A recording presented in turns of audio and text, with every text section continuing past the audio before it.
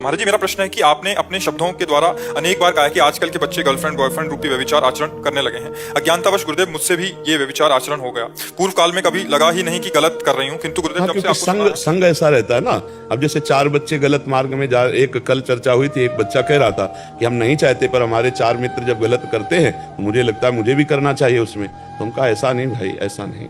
4 गलत कर रहे तो हमको तो थोड़ा विचार करना चाहिए कि हमसे कोई गलती ना हो। पर अबलो नशानी अबना नशे हो, आज तक जो हुआ पीछे भगवान करुणा करेंगे। भगवान कहते मैं पवित्र कर दूंगा, तुम्हारे सारे पाप नष्ट कर दूंगा, तो मेरी शरण में होकर नाम जप करो, भगवान से क्षमा याचना कीजिए, नाम जप कीजिए और आगे बढ़िए। और अब दोबारा ये बात ना कभी कहीं कहना हो, ना तुम्हारे दिमाग में आवे, तभी माना जाएगा कि आप भगवान की शरण में हो। देखो, ये तो यहाँ भागवतिक वातावरण में आप ऐसी बात स्वीकार करती हैं। अगर यही बात हम अन्य जगह स्वीकार करेंगे तो हमारे ऊपर दृष्टि गलत की जाएगी या इस बात का दुरुपयोग किया जा सकता है। तो हम कभी भी अपने दोषों को बाहर व्यक्त ना करें, समझना हमारी बात। चूंकि आपका स्त्री शरीर है, हम अपने दोषों को अंदर स्वीकार करें, मेरे से गलती हो गई, और चुप हो जाए, आगे से नहीं करूंगे और भगवान की शरण में हो जाए। कभी ये तो परम तुम्हारा पवित्र हृदय हो रहा है, इसलिए तुम्हारी हिम्मत पड़ गई कि आप अपनी कमियों को सामने रख रहे हैं। लेकिन आपका स्त्री शरीर है, आप पुनः कभी किसी भी सभा में अपनी कमी इस तरह से व्यक्त ना करें। आप उन कमी को अंदर में स्वीकार करके उसका त्याग कर दें, भगवान उसे माफ कर देंगे और हम आगे भगवत प्राप्ति के योग्य हो जाएंगे।